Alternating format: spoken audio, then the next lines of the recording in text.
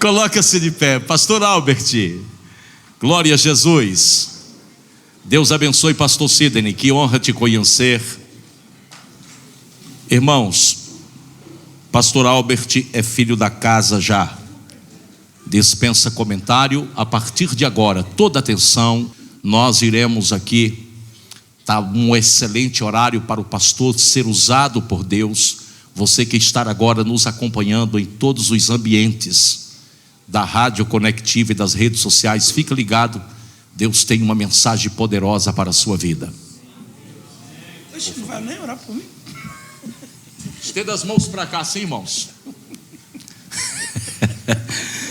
E diga assim: Deus, do jeitinho que o Senhor faz com o pastor Albert, por onde ele passa, faz aqui também, Senhor. Amém.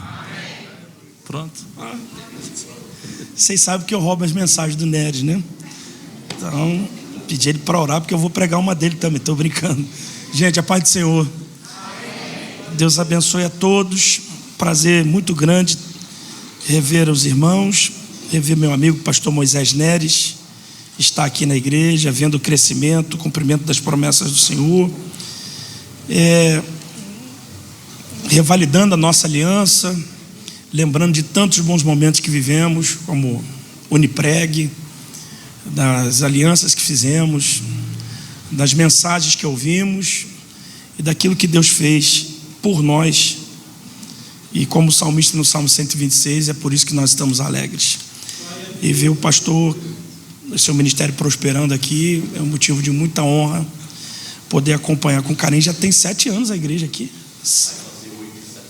Senhor, caramba, já tem muito tempo então que a gente...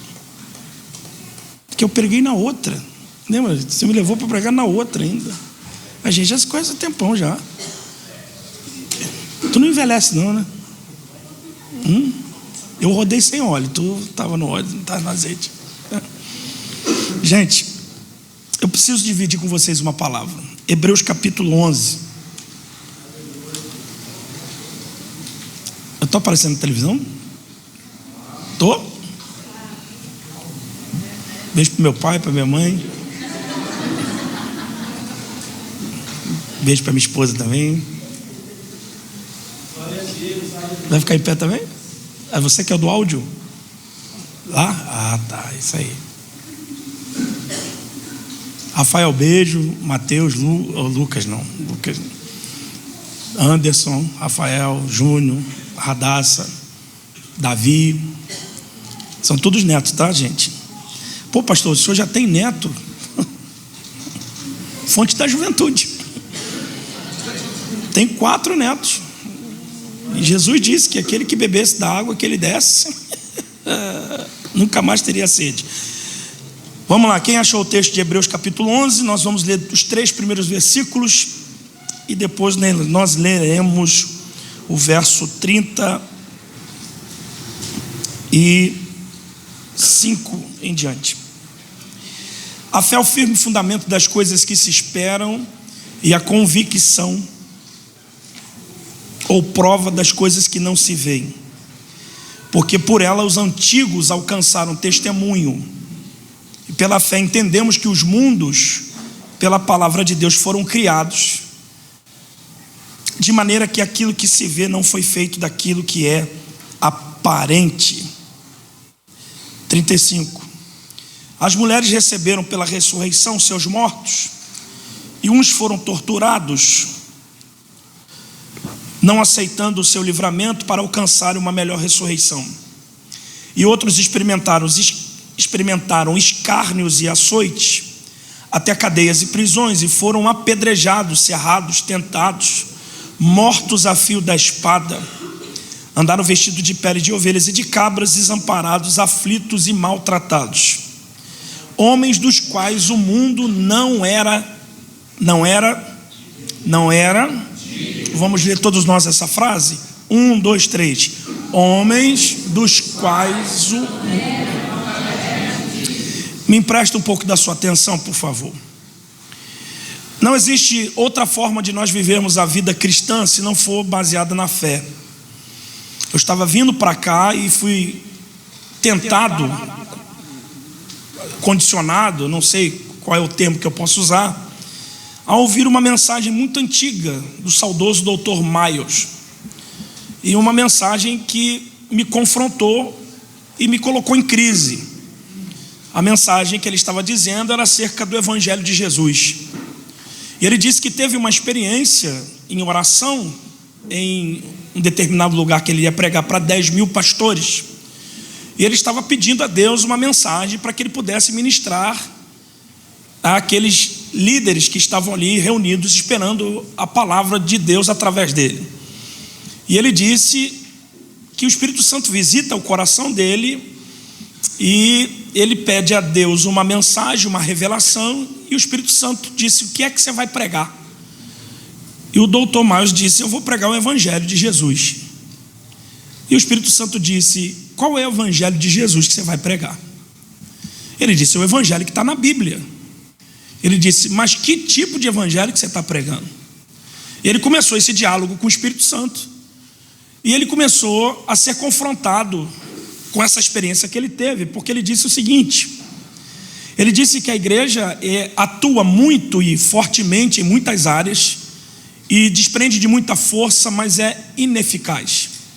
Nós temos muitas igrejas em muitos lugares e o evangelismo, as missões estão crescendo e produzindo muitos resultados, mas de uma forma em alguns lugares ineficaz. E o Espírito Santo explicou para ele nessa experiência, dizendo que às vezes pregar o Evangelho de Jesus não significa pregar o Evangelho que Jesus pregava, porque a gente prega o Evangelho de Jesus, mas esquece de pregar a mensagem que Jesus pregava.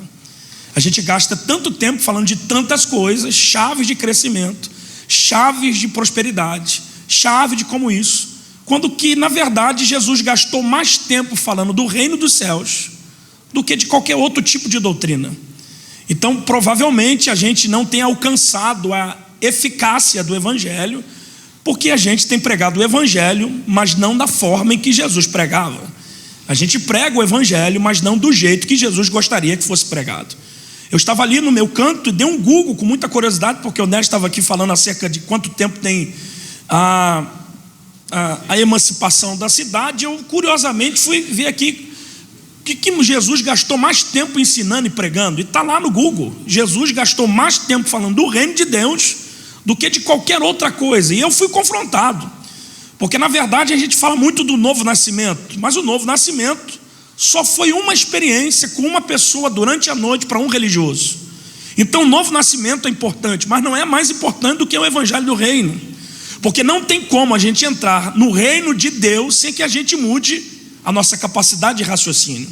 E quando a gente muda a nossa capacidade de raciocínio, porque Romanos capítulo 11 fala sobre isso, que nós somos transformados pela renovação do nosso entendimento, então não é só mudar uma cultura, é revolucionar a nossa mente. Aí sim nós temos acesso à vida cristã. E a vida cristã, ela não é mantida baseada em conchavos, ela é mantida baseada na fé. O problema da fé é que a fé é muito estranha, ela é esquisita, porque ela dá base a todas as coisas. A fé é estranha porque ela é abstrata.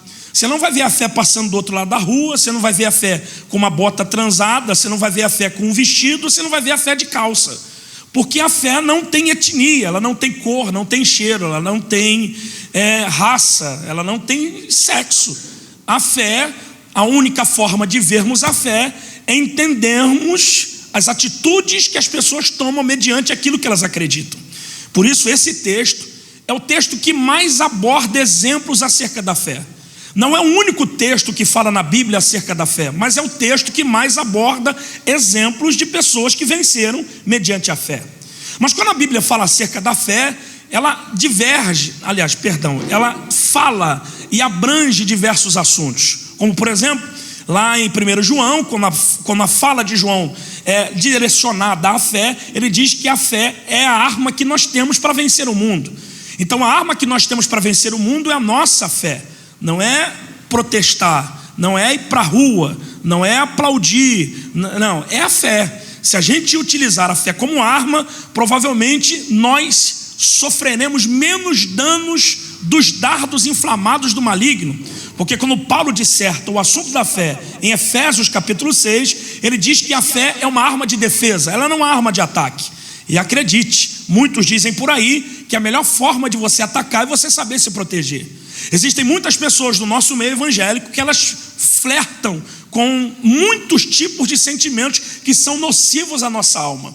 A nossa geração é a geração que mais sofre danos por causa de ansiedade, depressão, por causa de suicídio, etc, etc. Eu não estou demonizando isso aqui, mas eu estou tentando te ensinar a proteger aquilo que Deus depositou no seu coração como semente. E falar em semente, o próprio Cristo diz que a fé, ela é semelhante a uma semente. Sementes não se comem, sementes se plantam. E a fé, ela é comparada a uma semente de grão de mostarda, que ela é tão pequenininha, mas é tão poderosa, quase indestrutível, que ela não pode ser engolida, ela tem que ser plantada. E quando a fé, semente de mostarda, é plantada, ela cresce e se torna a maior das hortaliças. Então a fé evolui. A fé que te trouxe aqui para receber o Cristo, que é a fé salvífica, não é a fé que vai te levar para viver milagres. A fé que te trouxe aqui para você aceitar Jesus, não é a fé que vai te fazer romper os seus desafios, porque a fé precisa ser evolutiva. E como é que a fé evolui? Ela não evolui quando você está sendo aplaudido na vida. É por isso que existe essa divergência. A igreja não é um berçário de refúgio de gente que não amadureceu. A igreja é uma escola de fé. É aqui que você aprende a dissertar a fé para você vencer os seus desafios lá fora. Então aqui ninguém é especial para Deus. Todos nós em Deus somos as mesmas pessoas, todos somos criaturas, mas aqui você precisa absorver através do ensino como é que você vai utilizar a sua fé. E acredite, o inimigo não tem poder de te tocar, mas ele tem poder de persuadir. Ele usa a palavra bramando como leão para poder colocar no teu coração uma semente que não é a fé. É desânimo, é depressão, é ansiedade, é desistência, é problema psíquico. É isso que ele quer fazer com a gente. Mas aproveite que você está vivo aqui. Se você usar a sua fé, será que esses dardos vão conseguir te alcançar? Jesus vai te ensinar a usar a fé aqui nessa noite. Esse texto de Hebreus é um texto que, para quem ama a teologia, é extremamente importante, porque ele é a transição entre a lei e a graça. A carta aos Hebreus foi escrita para os judeus que haviam se convertido no primeiro século e que estavam sendo perseguidos pelos imperadores romanos. Na verdade, essa perseguição não foi deflagrada só para esses judeus que haviam se convertido, foi deflagrada para os cristãos. E eu amo a expressão que a carta aos Hebreus diz aqui, que esses homens, eles não aceitaram o seu livramento por entenderem que haveria uma maior ressurreição. Aquele texto de Atos capítulo 1, que Jesus diz que eles seriam testemunha, a palavra testemunha, mártir, deu certo. Esses caras estavam dispostos a morrer e não negar a sua fé. Eles estavam dispostos a negar o Roma e não negar o cristianismo que estava introduzido dentro deles. Por isso, eles entenderam que se morresse pela causa do evangelho, alcançariam uma maior ressurreição. Isso estava descrito dentro do conceito dessa carta. Só que existe aqui também um perigo muito grande e eminente: a debandagem, a segregação de muitos judeus que estavam voltando ao judaísmo, às práticas da lei, às práticas da velha aliança, fazendo os seus rituais. E isso se tornou um perigo, uma ameaça para produção e para a evolução do evangelho.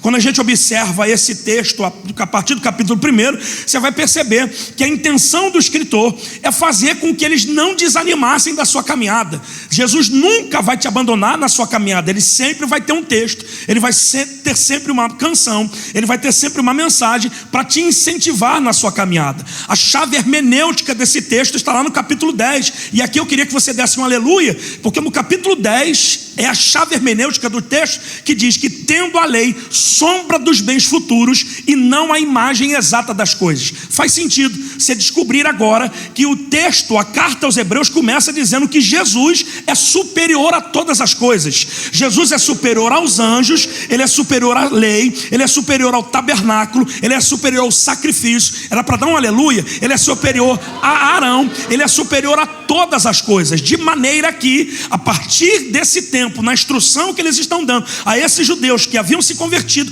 eles não precisavam mais sacrificar os animais, porque o cordeiro já havia sido sacrificado na cruz, eles não precisavam mais da marca de um sangue na cabeça para poder adentrar no Santo dos Santos, porque o véu já havia se rasgado. Agora eles tinham direito de entrar por um novo e vivo caminho e ter acesso ao Senhor, amém? Porque Jesus é um mediador de uma nova aliança. Não existe outro que seja mediador que não seja Jesus. Vocês estão aí ou não? Então esse texto encoraja esses judeus a não desanimarem da sua caminhada. Se você tiver curiosidade, você percebe que no capítulo 10, o último versículo do capítulo 10 é esse incentivo a esses homens a não desanimar, porque ele vai dizer o seguinte: não rejeiteis, pois, a vossa confiança, porque ela tem grande galardão, porque necessitar de paciência para que depois de haveres feito a vontade de Deus, possas alcançar a promessa, porque ainda um poucochinho de tempo que há de vir virá e não tardará, mas o meu justo viverá pela fé. E se ele recuar, a minha alma não tem prazer nele. Levante a mão direita, bate no seu peito e diga: eu não sou daqueles que retrocedem. Diga: mas eu sou daqueles que avançam até a consumação do propósito e conservação da alma. Se for para perder, quem tem fé perde andando para frente. Se for para sofrer, quem tem fé sofre andando para frente, porque a fé quebrou a marcha ré do nosso carro espiritual. Não tem nenhuma dúvida de você ouvir isso aqui. Por favor, não deixe gerar dúvida no seu coração, porque quando a fé abraçou a sua vida e você abraçou a fé, ele quebrou a marcha ré do teu carro. Agora só tem marcha para frente. Pastor, eu estou sofrendo até em outro nível. Se você olhar para trás e perceber o que você vivia 2 anos, 3 anos atrás, e o que você está vivendo agora, até o teu sofrimento está em outro nível, porque a fé evoluiu. Então por que vai ficar com essa cara triste, aborrecido no culto, sem direção, sem nenhum tipo de não? Levanta esse sorriso e entenda que Deus não vai deixar você voltar atrás na sua caminhada. Então ele começa dizendo isso e cita alguns exemplos dizendo acerca da fé que é abstrata. E ele diz o seguinte: a fé não é um sentimento, ela não é uma reação da nossa epiderme. Pastor, o que é isso? Como disse Sidão, eu estou arrepiado, estou sentindo Deus. Não, a fé não é a reação da nossa epiderme. A fé é certeza, e certeza não habita no campo da alma, certeza habita no campo do espírito, porque a tua alma é alimentada por sentimentos, e sentimentos são frutos de emoções, e emoções são enganosas. Então quando Deus te faz acreditar alguma coisa, não está no campo das suas emoções, está no campo do teu espírito. Por isso, arrancar do espírito a credibilidade que ele deu à palavra, meu irmão, ninguém consegue fazer isso. É por isso, dá um sorriso, que tem tanta gente sofrendo por causa de um problema, mas os que têm fé entendem que esse problema vai ser o próximo testemunho que eles vão contar. Vocês não estão aí, gente? Não, para você é problema, para mim é meu próximo testemunho. Para você é adversidade, não, para mim é vitória. Para você é gigante, não, para mim é promoção. Para você é muralha, não, para mim é um livramento do Senhor. O mar pode estar fechado para todo mundo, mas daqui a pouco ele está vindo de lá para cá para abrir o que estava fechado e me dar vitória naquilo que eu preciso. Alguém aqui ainda tem fé? Dá um grito de glória em nome do Senhor. Fé. Olha para alguém que está do seu lado, analisa ele como um crente não fofoqueiro, mas um crente analítico, e pergunta para ele: como é que está o nível do teu combustível aí? Fala para ele.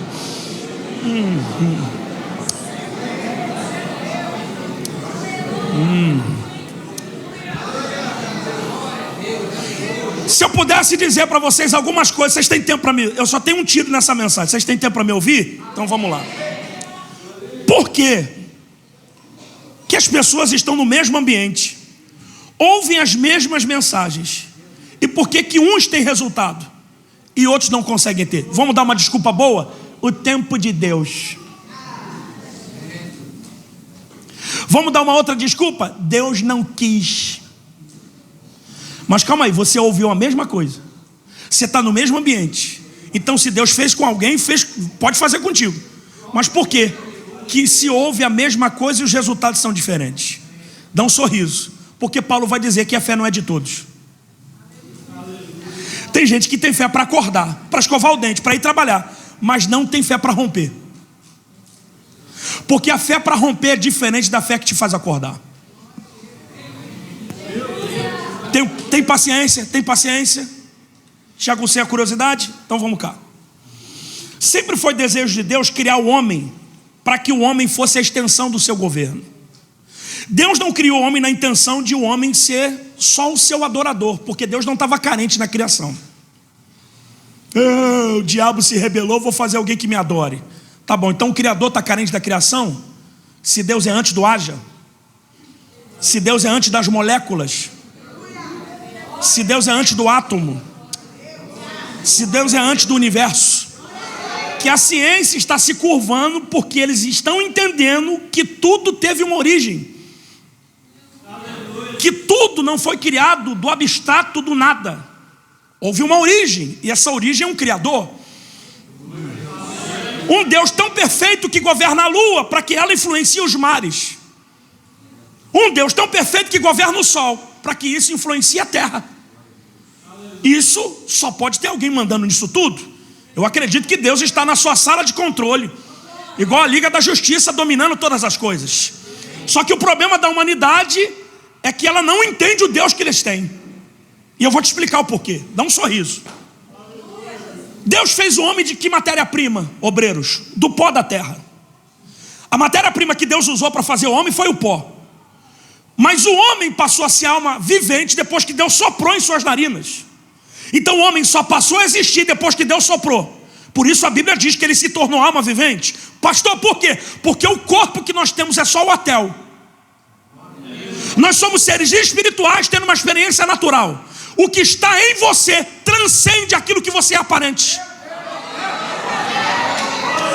Você não é a marca do teu carro, a marca do teu casaco, a marca da tua roupa. Você é um ser espiritual, tendo uma experiência natural. Pastor, por quê? Porque o nosso corpo já nasce com data de validade para apodrecer. Mas quando Deus sopra no homem, o homem passa a ser alma vivente. Aí o homem passa a ser uma tríade, diga, uma tríade. Então ele tem uma alma, que tem um espírito e que habita num corpo. Ninguém deu glória. É uma alma e um espírito que habita dentro de um corpo. O corpo tem prazo de validade, mas a alma e o espírito são imortais.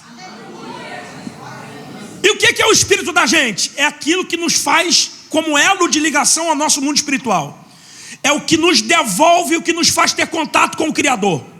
Porque até o ateu acredita que Deus existe. Ele só não encontrou ele ainda. Porque todo ser humano criado tem uma partícula de Deus dentro de si. Porque todos os homens procuram Deus. O problema é que uns encontram Deus nas diversas religiões que existem no mundo. E outros, quando não encontram Deus, eles passam a não acreditar que Ele existe. Paulo, pregando em Atenas, se posicionou. Eu estou sentindo Jesus aqui. Se posicionou no ambiente dos atenienses, que serve a um panteão de deuses, mas existia lá. Estou sentindo Jesus aqui. Existia uma imagem erigida ao Deus desconhecido. Então diversos deuses existiam lá, mas Paulo resolveu pregar perto desse Deus que eles não conheciam, porque agora eu vou pregar esse Deus que vocês não veem, que vocês não tocam, mas eu conheço. Era para dar glória a Deus, mas está tudo bem, eu conheço. Pergunta, seu irmão, você conhece esse Deus? Esse Deus que está aqui, esse Deus que está livrando alguém da tua casa, esse Deus que está te dando saúde, esse Deus que está te abrindo porta, esse Deus que está fazendo milagre, esse Deus que é o verbo que encarnou, habitou entre nós, mas somos terra. É esse Deus. É esse Deus. Para que presta o corpo da gente? Para nada, só para dar defeito. Alguém disse para a gente, se a gente emagrecesse um pouquinho, a gente ia ser mais feliz. Você emagreceu muito, mas continua infeliz. Porque as pessoas têm a tendência de cuidar do corpo, mas não conseguem cuidar do espírito e da alma. Então você tem um corpo sarado e uma alma enferma. Vocês não estão aí. Pastor, que você está dizendo da alma por quê? Porque a alma é o maior problema que você tem. Você não tem problema com o teu espírito, você tem problema com a tua alma. Porque a alma é a sede das suas emoções. É pela alma que você ri, pela alma que você chora, pela alma que você se emociona, pela alma que você se preocupa, pela alma que você se deprecia, pela alma que você fica ansioso, pela alma que você fica estressado. É a alma. Agora pensa se Davi não estava em uma outra dimensão. Quando no Salmo 42 ele disse, por que estás abatido, a minha alma? Espera em Deus. Faz sentido o Yang Shu escrever o livro Quarta Dimensão, porque só alguém que consegue silenciar a alma é que confia verdadeiramente em Deus. A sua alma não pode falar mais do que o espírito.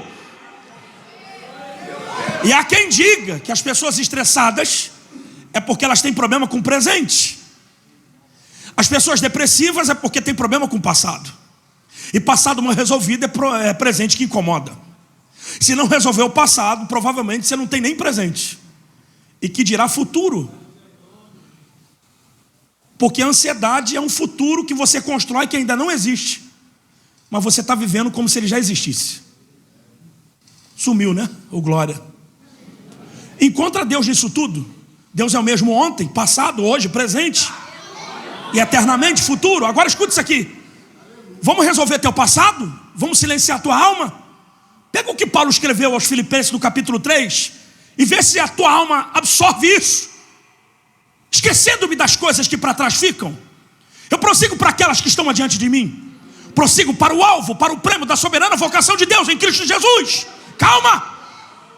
Não existe um mecanismo que a Assembleia de Deus em Bereia possa vender e enganar os incautos, dizendo: recebe essa água benta, essa água sagrada, que você possa beber e você vai esquecer de tudo que você viveu. Porque passado não se esquece, passado se administra. Você não pode beber uma água, ingerir alguma coisa ungida e de onde eu vim, quem eu sou. Não existe isso. Quando Paulo disse esquecer, ele não está dizendo para você deixar de lembrar, ele está dizendo para você não ser dominado pela tua lembrança. Não permita que a tua lembrança governe o teu presente, para não comprometer o teu futuro. Você já foi traída, você já foi ferido, você já foi magoado. O que você vai fazer? Vai se matar? Vai morrer? Ou vai entender que você sobreviveu a tudo isso? Que isso já tem 5 anos. As pessoas que te feriram estão vivendo como se nada tivesse acontecendo, e você com a sua vida travada, com a sua vida na lama, afundando todos os dias. O Senhor te trouxe aqui para te libertar.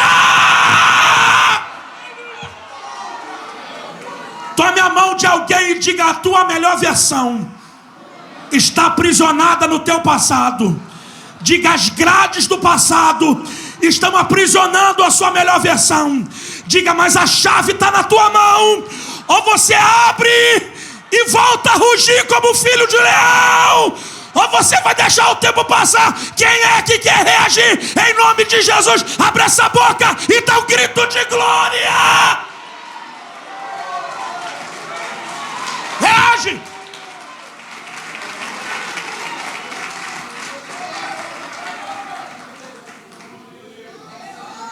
Enxerga a fé. Mais uma vez, para nenhum engraçadinho depois fazer um corte da mensagem e falar mal do pregador. Eu não estou demonizando assuntos patológicos, mas eu estou falando teologicamente como se domina isso.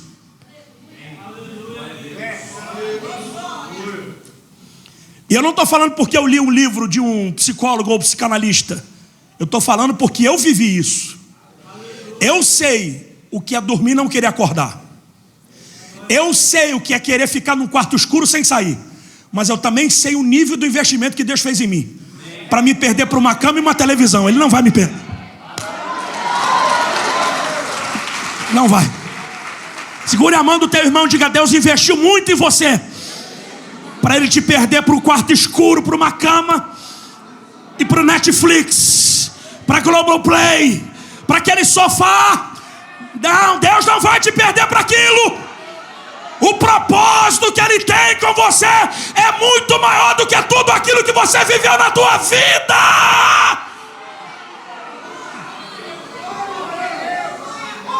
Por isso eu não posso considerar que a fé possa ser nivelada na reação da minha pele. Porque se a fé fosse nivelada na reação da minha epiderme, a fé estava depositada na alma. E ela não está. Porque esses sentimentos são enganosos. Às vezes eu penso que acredito, e daqui a pouco, como eu sou bipolar, não, estou acreditando porque a palavra foi tremenda, eu vou sair daqui de posse com o meu milagre. Mas quando acaba o culto, os pesadelos e os demônios vem tudo novamente e acabou tudo que eu ouvi. Então não é uma emoção. Eu não estou dizendo que você não possa se emocionar. Agora existe o culto da celebração e o culto da cerebração. Existe o culto que você celebra, que você festeja, mas tem um culto que você raciocina. Então a fé não está na sua celebração, a fé está no teu raciocínio. E como é que eu vejo alguém de fé? Quando alguém tem ideias. Porque não é todo dia que você vê alguém quebrando o telhado para botar o paralítico perto de Jesus.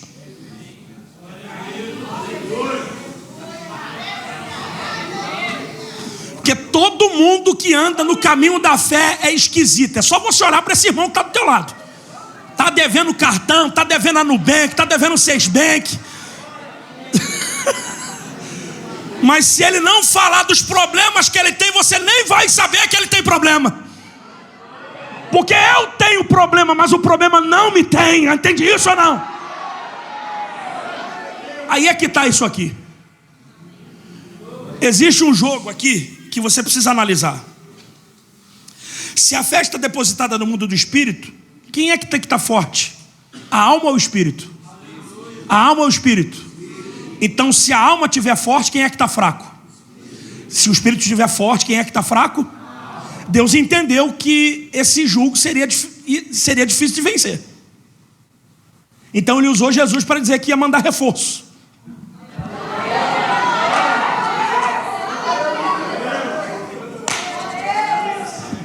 Porque o Espírito de Deus vem sobre nós e sucumbe o nosso espírito. Fica de pé, Neres, por favor, fica de pé, Neres. Neres está meio enferrujado, fica aqui de pé. Olha aqui, ó. Tá a alma que sou eu, tá o espírito que é o Neres. O espírito está sufocado porque a alma está forte. Aí lá vem o reforço, fica de pé, Sidão.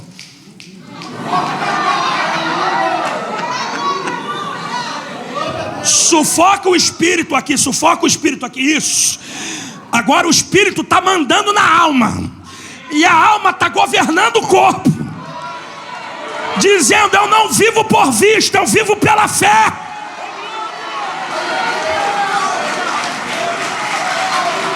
O Espírito Santo não foi te dado só para você disputar para saber quem fala mais línguas estranhas, para quem profetiza mais, para quem prega mais. O Espírito de Deus é para influenciar o teu espírito, sufocar a tua alma, para que você tenha resultados no teu corpo. E eu profetizo, não é tragédia, é milagre.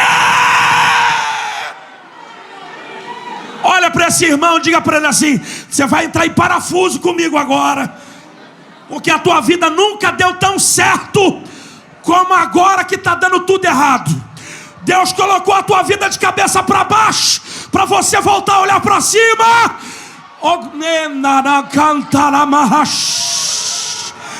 Tá difícil, mas tá você orando. Tá difícil, tá você subindo o monte. Tá difícil, tá você na vigília. Tá difícil, tá você na consagração. Quem é que tá perdendo essa guerra? É a alma ou o espírito?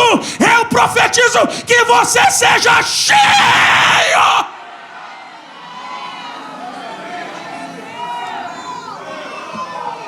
Aí.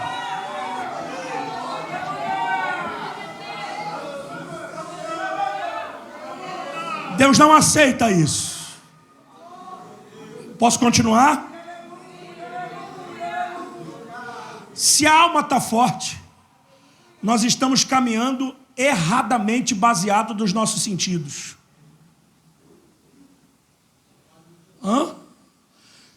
Se a tua alma está forte, você precisa tocar, provar, sentir, ouvir. Porque os sentidos da alma são os sentidos do homem. Ver, provar, ouvir, tocar, sentir. Mas quando a fé entra, ela anula a alma.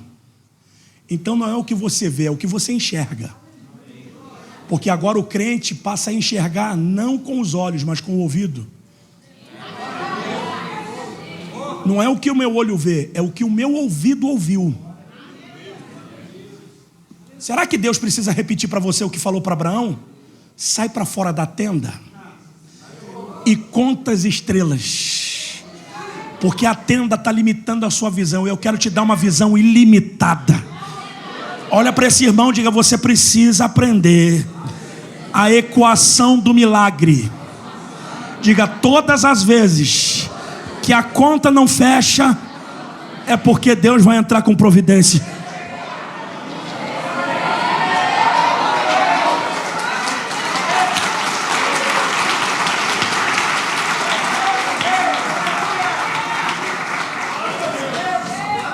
Vocês querem ouvir mesmo o final disso aqui?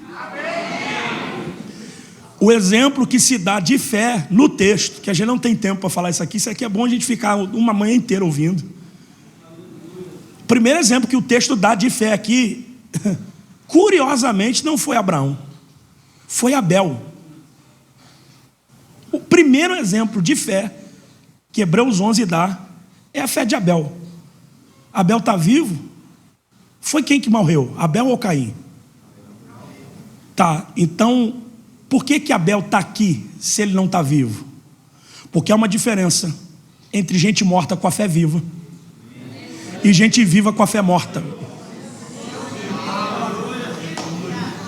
Eu vou repetir. Existe uma diferença entre gente morta com a fé viva e gente viva com a fé morta. Já podia terminar aqui, né? Mas não dá. Que tipo de fé é essa? A fé tradicional e a fé do tradicionalismo. A fé tradicional é benéfica porque é a fé viva de gente que já morreu. Ou você acha que a gente chegou aqui só porque o Nery chegou em Pedro Leopoldo? Não, a gente chegou aqui porque tem gente que não tinha estrutura, que cultuava a Deus sentado na lata de tinta. Que a lâmpada não era essa bonitinha, tartaruguinha ali, conectada ali. A lâmpada era a lamparina, que a gente não sabia, se os crentes não sabiam se ficava bêbado da unção ou se era do cheiro do querosene. E a diferença daquela geração, dos pioneiros para a nossa geração, é que eles não tinham a tecnologia que nós temos, mas eles sentiam Deus que a gente não sente. Que hoje me parece que a maior distração do povo crente, do povo evangélico, do povo cristão, é a rede social. A gente fica atrás de melhores likes, de melhores fotos, e quando Deus fica atrás das melhores fés. Eu não vou, por favor, fé não, da melhor fé, porque a fé não pode ser. Matei o português. Então, nesse quesito, existe muita gente que não está viva entre nós, mas influencia a gente até hoje. É isso que eu gostaria de dizer para você. Que provavelmente o que Deus está fazendo contigo através de você, Ele não precisa que tenha muitas pessoas como você na sua igreja ou na sua casa. Você é o suficiente. Porque se a fé anula a visão, ela te faz enxergar. Então não queira que alguém te aplauda se as pessoas não enxergaram aquilo que Deus te fez enxergar. Elas estão vendo, mas não estão enxergando. Você está dizendo: olha, já vi que o carro vai chegar. E alguém está dizendo: mas você não tem nem dinheiro, nem para o ônibus. Você está dizendo que o carro está chegando. É porque eu já estou enxergando mesmo, você não vendo. Porque para enxergar, alguém precisa do auxílio dos óculos, como o Neres. Para ver, perdão, eu preciso da minha retina, do meu globo ocular. Eu preciso dos meus neurônios. Mas para enxergar eu não preciso de nada disso. Para enxergar eu não enxergo com os olhos, eu enxergo com aquilo que a palavra me falou que vai. Olha para alguém e diga para ele: faz sentido. Diga: faz sentido. O que Paulo disse, que o homem natural não compreende as coisas do Espírito, porque lhe parecem loucura, mas o espiritual discerne todas as coisas, e não é discernido por ninguém. Eu estou pregando aqui para você, e Deus está fazendo você lembrar das promessas que Ele te fez, e tudo que Deus te prometeu ainda está de pé, o acordo ainda está de pé. Deus não precisa de dinheiro, Deus não precisa de possibilidade. A igreja nunca precisou de dinheiro, a igreja precisa de fé, porque o dinheiro não compra fé, mas a fé traz um recurso.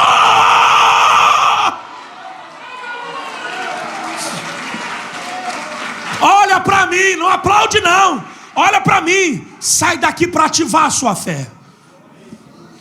Sai daqui para preparar aquela garagem que Deus falou que ia fazer. Então traz o mundo espiritual para o mundo físico. Porque se o Hebreus está certo, os antigos alcançaram testemunho porque eles enxergaram o que ninguém enxergava.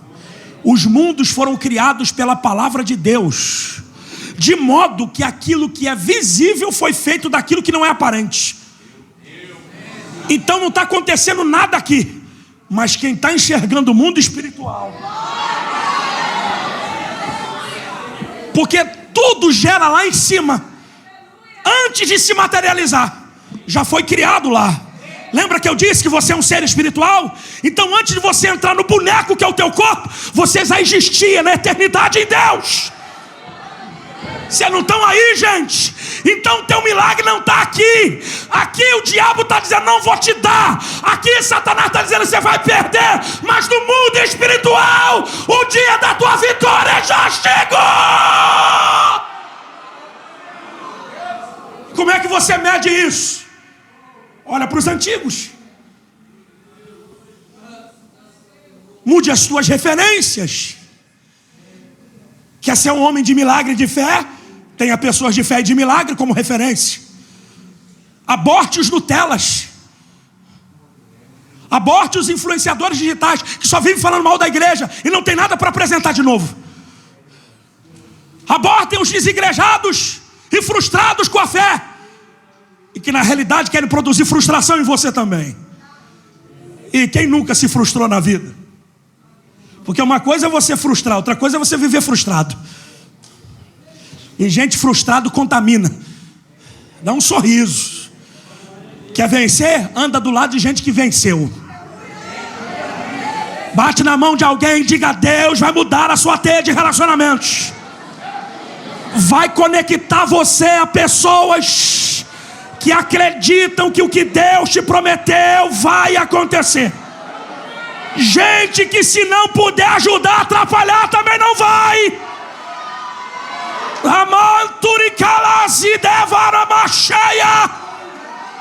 Se Jesus te chamar de hoje para amanhã, se a eternidade chegar primeiro, daqui a 10 anos, se a trombeta não tocar, a tua família vai olhar para trás e vai entender que você não está entre eles, mas a sua fé continua viva. Eu combati o bom combate, encerrei a carreira, mas a fé não me deixou. Isso. A fé não pula do barco. Quem pula do barco é você, a fé não.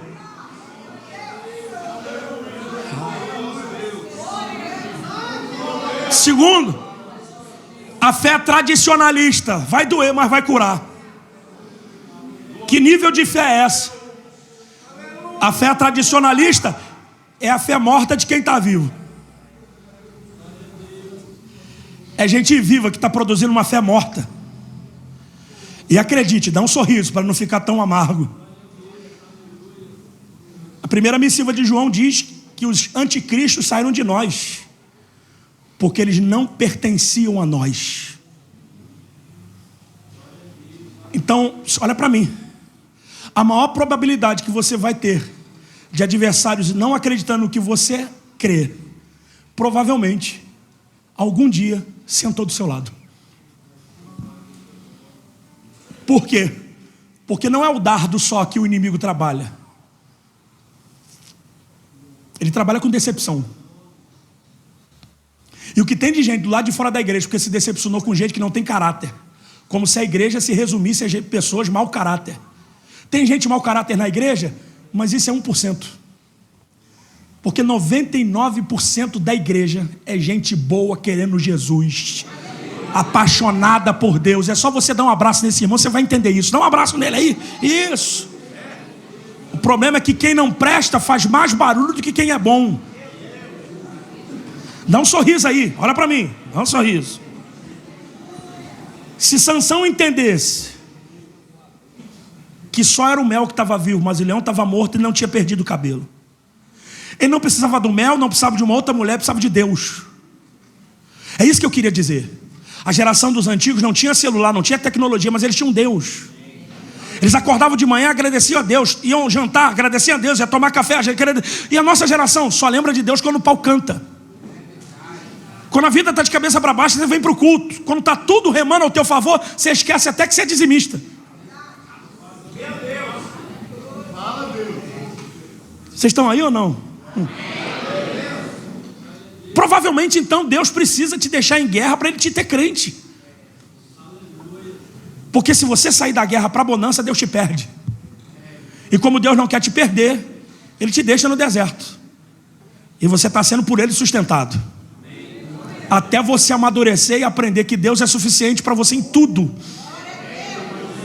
Ninguém deu glória agora, né? Agora amargou. Você acredita que Deus não está perdendo você para o diabo, mas Deus está perdendo você para a porta que Ele abriu? Deus está perdendo você para o relacionamento que Ele te deu. Estava solteiro, estava crente, começou a namorar, desviou. Deus está perdendo você para o carro, porque agora o carro se tornou o seu Deus. Ninguém entra naquela porcaria. Cuidado, hein, para não explodir. Deus está perdendo você para o teu cachorro, para o teu pet, que o seu pet é mais importante do que as pessoas. E quando a gente considera bicho mais importante do que a gente está com problema. Acho que eu peguei duro agora. Isso é se conectar, gente, do lado de gente que está vivo com fé morta. Mas olha o texto, que os homens que eram de fé, dos quais o mundo não era digno deles, não foi gente que venceu. Pergunte por quê? Porque a fé perde. Pastor, como é que eu entendo que a fé perde? Olha para a soberania de Deus. Não é porque você perdeu que Deus perdeu o controle. O cara que mais informa sobre isso é Jó. Receberia o bem do Senhor e não receberia o mal? Vamos ler o livro dos reis? Deus é Deus dos montes, mas também é Deus dos vales. Porque se você não se agarra à soberania de Deus, você nunca vai entender que Deus é soberano, independente daquilo que aconteça. Gente boa que recebe coisa ruim e gente ruim que recebe coisa boa. Deus não saiu do trono, Ele continua lá. Lê Isaías capítulo 6. Uzias morreu, mas o trono do céu está ocupado. Vocês não estão aí, gente. Mas o problema é que a gente não ativa a fé. A gente não entende que a gente perde. Agora, perder é uma coisa, se perder é outra. Então a raiva do diabo não é que você perdeu, é que você não se perdeu com aquilo que você perdeu na vida. Você tomou uma pancada e era para você estar biruta, mas tu está mais crente. Teu casamento está quase acabando e era para você estar bebendo, você está aqui dando glória a Deus. Seu carro está em busca e apreensão, era para tu estar desesperado, mas você está dizendo: viver é Cristo, morrer é ganho. Eu sei quem eu tenho crido. Que isso é fé. Isso é fé. É fé. Em tese, Abraão foi o pai da fé. Mas antes de ser o pai da fé, foi o pai da incredulidade. Eu não gosto de tocar nesse assunto, que eu lembro de mim. Eu lembro de mim de verdade. Porque no momento da maior dor da minha vida, eu preguei a maior mensagem que eu preguei na minha história. O Deus que pede. Porque Deus não constituiu Abraão pai da fé porque ele fez uma promessa. Porque promessa Deus tem para todo mundo. Agora o problema é quando Deus pede o que te deu. Ele não quer o que Ele te deu, Ele quer saber quem é que você ama mais. Se você ama o que Ele te dá ou se você ama quem Ele é. Deus nunca precisou de um carro, Deus nunca precisou de uma casa, Deus nunca precisou de um tênis, Deus nunca precisou de dinheiro. A gente usa equivocadamente, vamos abençoar a obra de Deus, amém, isso é bom. Mas vamos dar para Deus uma oferta? Não, Deus não precisa de dinheiro, o que precisa é a obra dele, Ele não. Porque Deus não precisa disso. Mas isso revela o nível do amor que você tem. E acredite, é melhor você perder para Deus do que para o diabo. Porque Abraão creu contra a esperança. E a Bíblia diz que ele acreditou que dos mortos Deus poderia ressuscitar a sua promessa. Vocês não estão aqui mais. Que nível é esse de fé que você está andando nessa terra, nesse planeta? Eu não admito que você fique ainda flertando com suicídio, com ansiedade e depressão. Isso não é para você. Desenvolva a tua fé e diga: vai dar certo. Não é confissão positiva, é você acreditar que Deus não falha.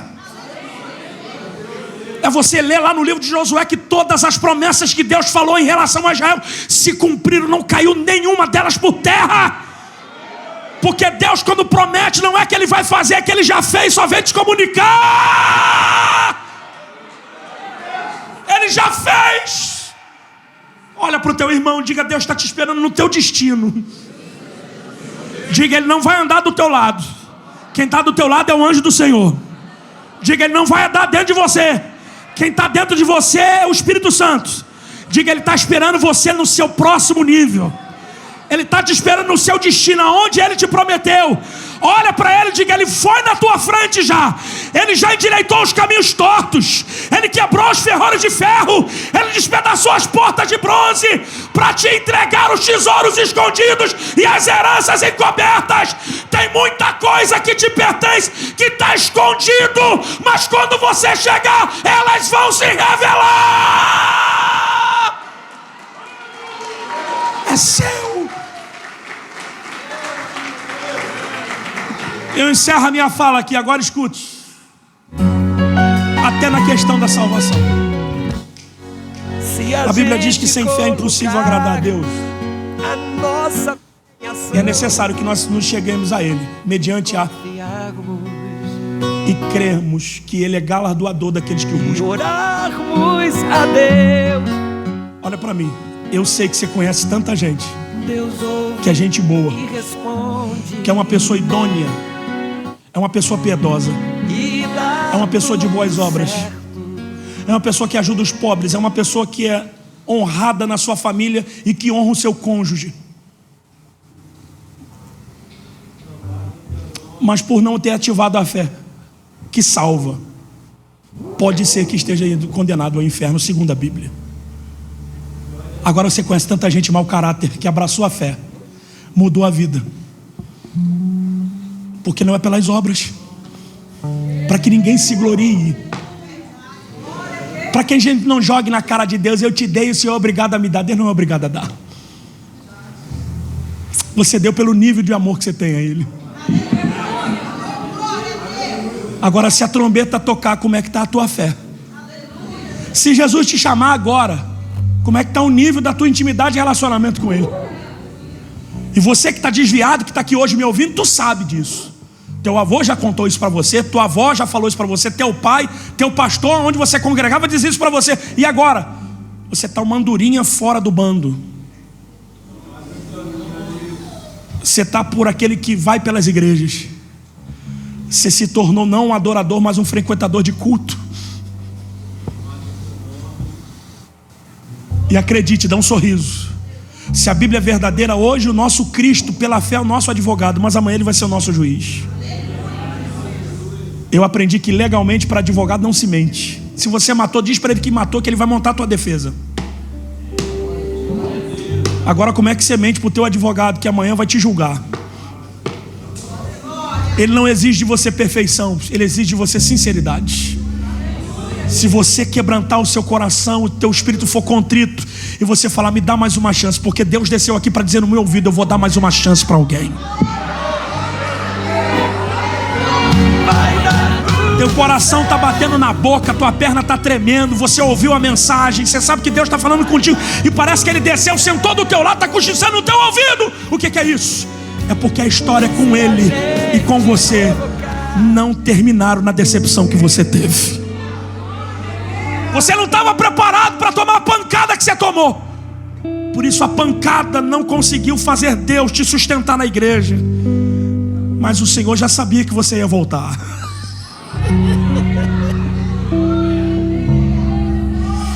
No momento de dor, o nome do Senhor, Leozão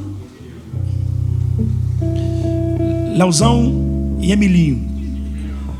Emiliano. Então, Leozão porque é grande, Emilianinho porque é pequenininho. O ão e o ninho. Em 2016, o meu filho saiu de casa para cortar o cabelo e tomou 2 tiros de fuzil de um policial militar.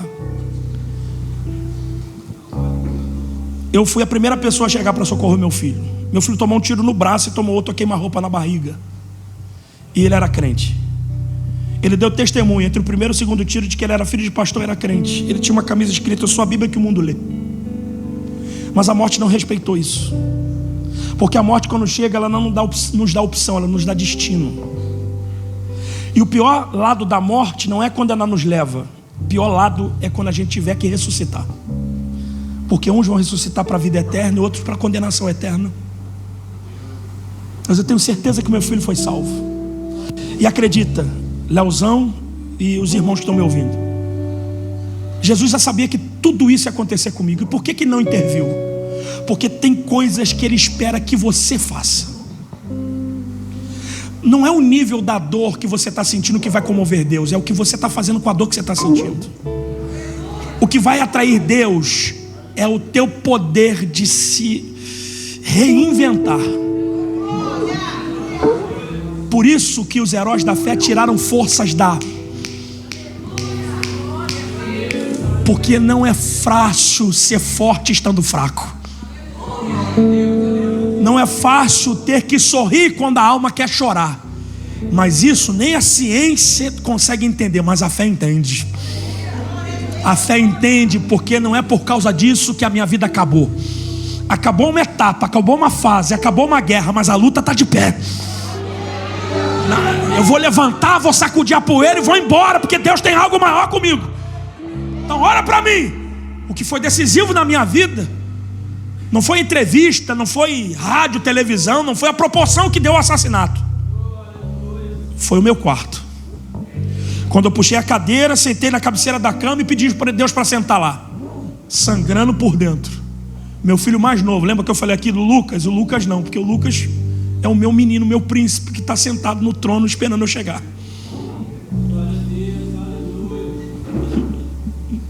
Meu Lucas não. Nunca comeu nada fora do tempo, nunca comeu. Moleque, gente boa. Minha esposa desmaiou, todo mundo lá dopado, mas eu estava são e precisava ouvir Deus. Então eu entrei no meu quarto. E sabe o que eu descobri? Eu descobri que aquele menino que fez aquela música Entre no Quarto foi baseado no meu testemunho. Tu acredita nisso? Então eu entrei no meu quarto, sentei e pedi Deus para sentar. E Deus foi lá.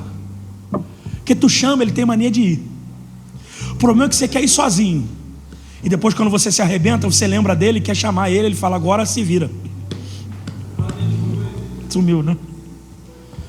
E ele veio perguntar para mim terapeuticamente, porque toda dor tem nome. A senhora sabia disso? Não é que Deus é masoquista, querendo que você chore com a sua declaração da dor. Não, meu marido foi embora.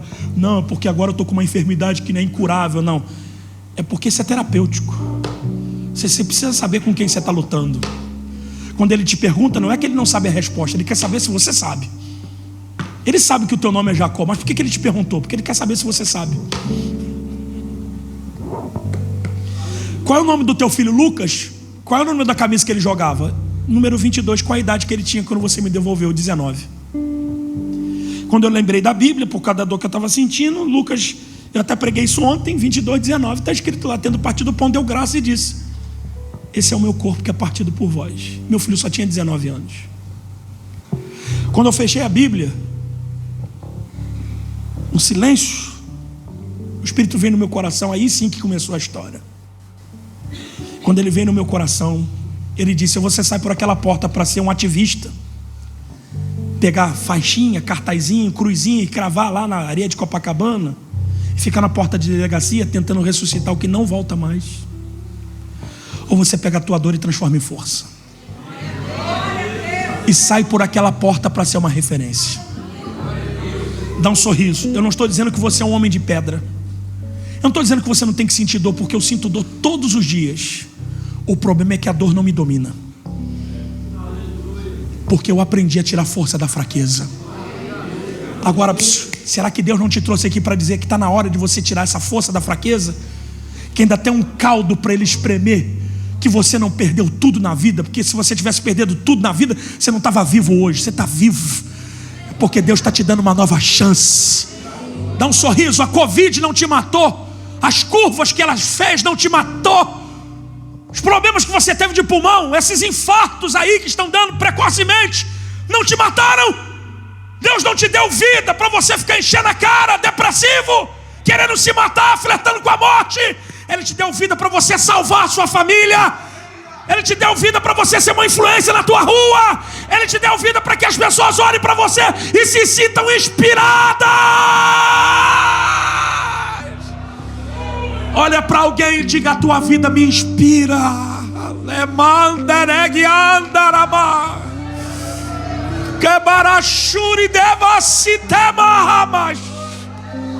Vocês não sabem quantas pessoas do mundo inteiro ligam para mim, me acessam no Instagram.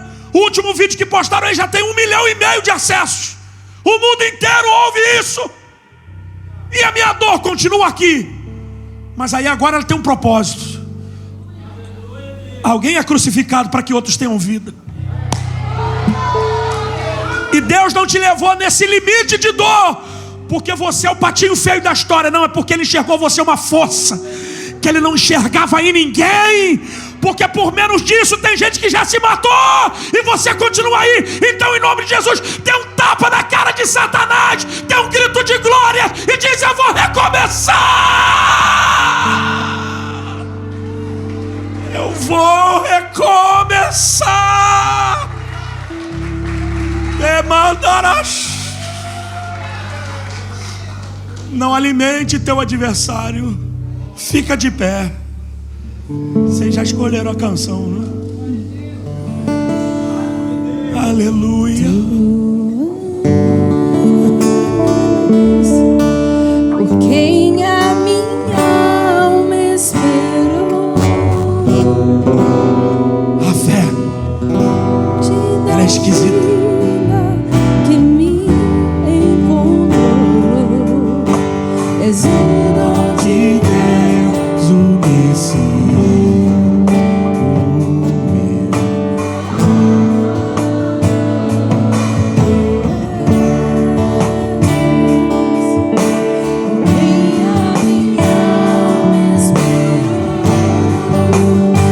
Chamar 2 tipos de pessoas aqui. Olha para mim. Eu quero chamar você que é crente, mas precisa ter a sua fé renovada. Eu quero chamar você que é crente, mas naufragou na fé e está pedindo socorro para voltar a respirar novamente. Você que quer devolver a sua vida a Jesus porque naufragou e quer devolver ela novamente. Fique aqui do meu lado direito aqui. Fique aqui desse lado direito. Você que precisa renovar a sua fé. Você que quer um renovo espiritual. Vem. Vem.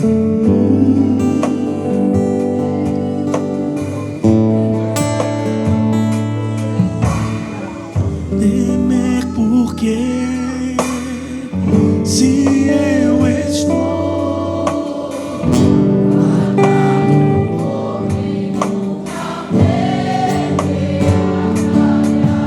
Você que quer devolver a sua vida a Jesus, vem para cá, para esse lado aqui. Você que quer renovo, vem para cá, para esse lado de cá. De novo, eu creio em ti. Haja o que houver, venha o que vier, irás prover de novo. Eu creio em ti.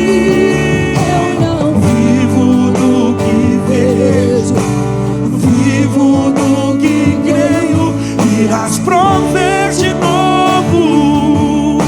Eu creio em ti. A tempestade e o vento forte não vão roubar a minha fé em ti, meu Deus. A tempestade e o vento forte não vão roubar a minha fé em ti, meu Deus. Em ti, meu Deus. Em ti, meu Deus. Olha para mim. Você sabia que um dos nomes de Deus é renovo? Ele está pronto a te renovar. Você só se perde na sua caminhada se você quiser. Porque Deus é longânimo. Ele é tardio em irar. A essência dele é amor. Deus não te ama, Ele é amor. Ele é o próprio amor em ação. Por isso, não considere a fé um sentimento, como o amor também não é. O amor é uma decisão e a fé também. Deixa eu apresentar a vocês. Quem é que está devolvendo a sua vida cansada de novo e reconectando? Levante a mão assim. Quem é? 1, 2. Deus abençoe sua vida. Deus abençoe. Você também. Eu sabia que você ia vir. Sabia também que você ia vir. Deus abençoe você. Fiquem aqui. Nós vamos orar agora por vocês aqui. E depois eu vou orar por vocês. Os obreiros estão ativos? Estão prontos? Então, igual diz o... como é que o Macedo diz? Tá ligado? Vem pra cá, vai pra frente aqui os obreiros. Vão me ajudar. Me ajuda aí. Enquanto eu tiver com o microfone, eu sou o pastor de vocês. Depois muda. Vem, isso. Nós vamos orar por eles aqui. Vocês vão abençoar a vida deles, tá? Vamos fazer uma oração, mas a gente vai abençoar a vida deles. Por favor, vem aqui pra frente pra gente identificar vocês melhor. Isso. Não é pra fazer contagem, que aqui a gente não conta, que a gente não tá tratando de gado aqui. Vem pra cá. É só pra gente abençoar vocês mesmo. Isso. Vem, pode ir lá, vamos orar. Vamos pedir alguém pra orar. Pastor Neres, vamos orar? Ora por eles? Pode. Senhor, aqui estão. São filhos seus, gerados nas entranhas do Calvário. O sangue por eles também foi derramado. Nós estamos alegres pela obra que o Senhor fez na vida deles nessa noite, trazendo, resgatando eles de volta. Nós te pedimos que o Senhor condicione a vida deles a uma vida de vitória, porque a tua palavra diz que somos em ti mais do que vencedores. Podemos até sermos derrotados em algumas etapas da vida, mas não viveremos como derrotados. Por isso, livra os teus filhos de tudo aquilo que não serve desse mundo tenebroso, dos laços do maligno, e condiciona eles a um nível de perfeição, a um nível de fé, a um nível de caminhada para a honra e glória do teu nome. Que eles sejam árvores frutíferas, que eles produzam em Pedro Leopoldo, em todos os bairros dessa cidade, frutos, porque a partir de agora eles saíram do deserto da calamidade e estão plantados junto a rios do Senhor. Em nome de Jesus, profetizamos vitória, profetizamos bênção, profetizamos aliança renovada, profetizamos cura, profetizamos milagre. Em nome de Jesus, restituição. Aleluia. Deus, a tempestade, Pode ficar aí. o vento forte não vão roubar a minha fé em ti, meu Deus.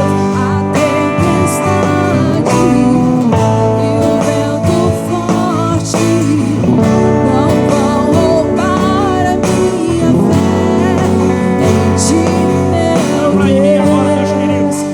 Em ti, como é que se ora para a fé se renovar? em ti. Olha para mim. A gente não consegue enxergar a fé. Amém? Amém ou não?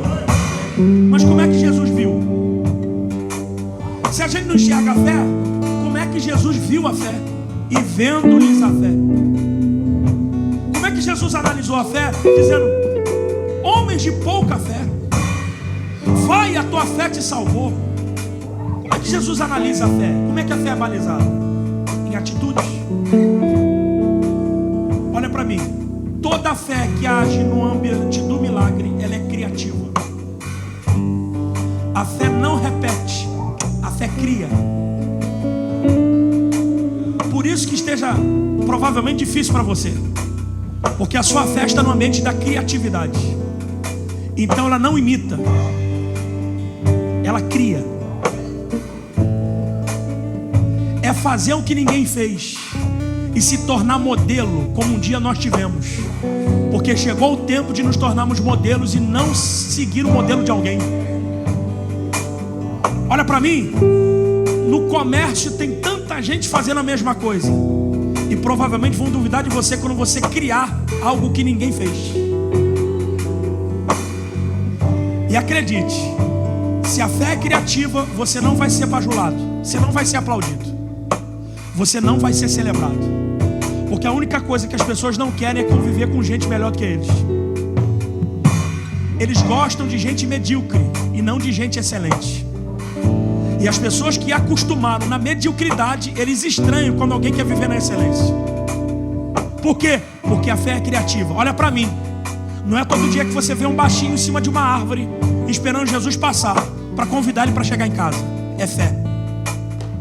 Não é todo dia que você vê uma mulher rompendo com 12 anos de fluxo de sangue, rompendo uma multidão para tocar na orla. Ela não quis nem um abraço, ela tocou na orla.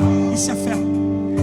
A fé não é fazer o que todo mundo faz, é ter coragem de fazer o que ninguém fez, para alcançar o que ninguém alcançou. Agora olha para mim. A fé é um exercício. Todos os recordistas mundiais, para bater o recorde, eles ensaiaram, eles treinaram. Vocês não estão aí. Então vai ter uma hora no salto em vara que você vai lá e fracassou. Mas aí o problema da vida é que ela nunca vai esperar que você tente de novo amanhã.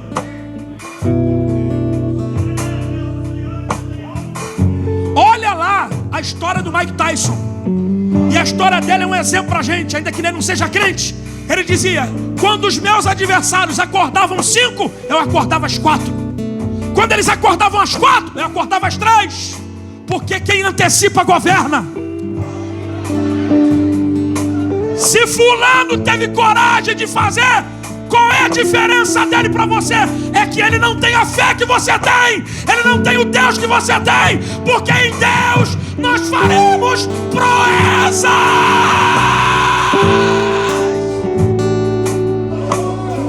Então você não precisa que a sua fé seja renovada. Você precisa aprender a usar a tua ousadia. Olha para mim. E como é que a gente aprende a usar a ousadia? Quando Deus nos coloca na necessidade. Você não sabia que podia até a hora que você precisou fazer. E tem portas que Deus vai precisar fechar para te conectar em outros lugares. Portas que te alejam, pessoas que te alejam, gente que te carrega no colo e não deixa você andar sozinho. Deus vai te desconectar disso. Porque se Ele tem um negócio com você, Ele vai te botar na luta para tirar de você o seu melhor potencial. Porque o seu melhor potencial não é ficar morando dentro da casa da tua mãe, dependendo de alguém, de fulano, de ciclano, por um prato de arroz e feijão. Seu melhor potencial é ser provedor. Não, vocês não estão aí. É ser provedor e não viver da provisão de ninguém. É ser cabeça e não viver de pedinte. Não, eu vou mudar aqui. Deus tem uma realidade diferente para você. E quando você chegar nessa realidade, que a sua fé estiver ativa, se prepare para dar e não toma emprestado de ninguém. Senhor, eu quero orar por esses loucos de Pedro Leopoldo, que querem sair deste culto revolucionando essa cidade. Como a tua palavra diz em Atos, esses que estão alvoroçando a cidade chegaram aqui entre nós. Que sejamos esses loucos que vão alvoroçar os lugares, os bairros, as ruas, as faculdades, decretando a falência do império das trevas e o ressurgimento do reino de Deus. Pedro Leopoldo será uma cidade tomada pela tua presença, porque os crentes, os profetas, as profetisas estão sendo restauradas aqui nessa noite. Então enche, enche, enche, enche, enche, enche, enche, enche, enche os teus filhos para a glória do teu nome. Oh, olha para mim. Estou no meu assento agora. Você nunca vai poder determinar sobre um ambiente se Deus não determinou sobre você ainda. Ezequiel só mandou o vale ressuscitar, porque no capítulo 1 a palavra de Deus, o Espírito de Deus entrou nele. Você só pode dar vida se a vida de Deus estiver em você. Então se a vida de Deus estiver em você, não repare a geografia, porque Deus te levou lá para mudar ela. Dá um glória a Deus e diga: não é a geografia que manda em mim, sou eu que vou mudar aquela geografia. Diga: Satanás, se prepare, porque eu estou voltando debaixo da glória de Deus.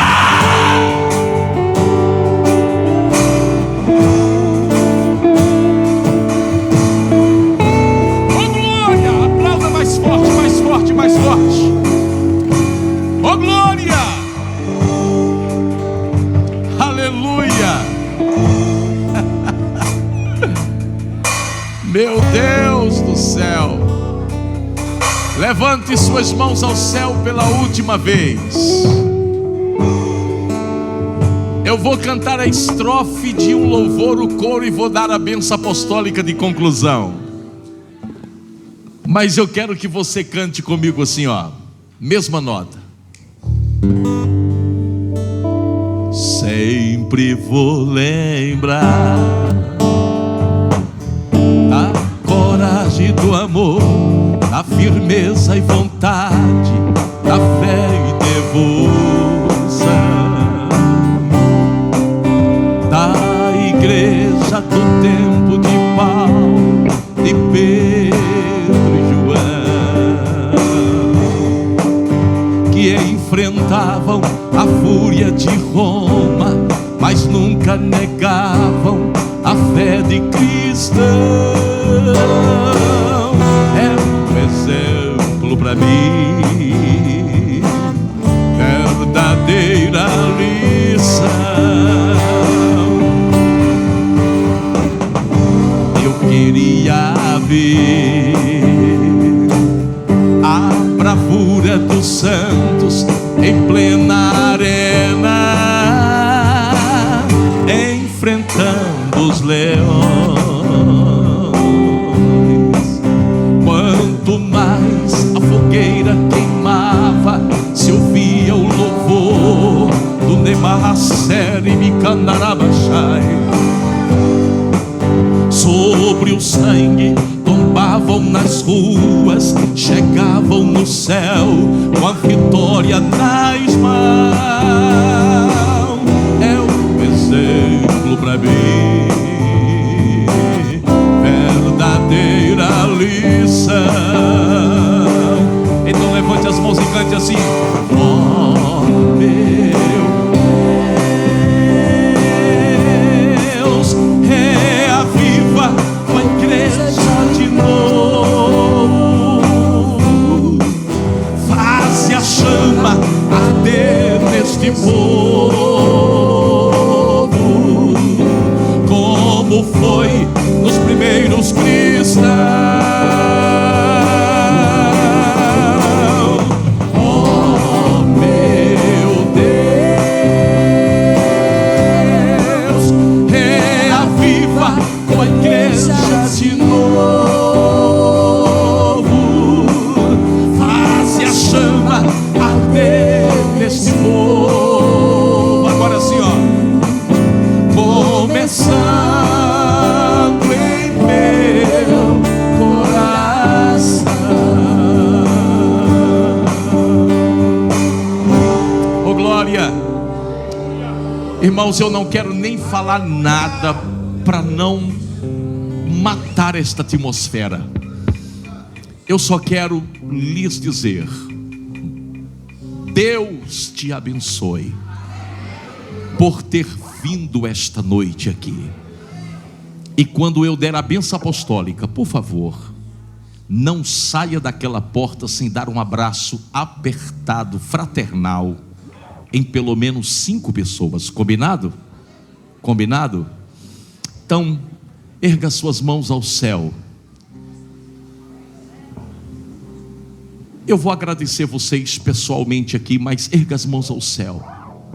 Que o grande amor de Deus Pai, a graça do nosso Senhor e Salvador Jesus Cristo, a comunhão e a consolação do Espírito Santo seja com a tua vida, com os teus projetos e com os teus ideais, por onde for, abençoando as obras das tuas mãos, firmando os teus passos e te fazendo prosperar em todas as coisas, e que todos digam amém. Se confraternize.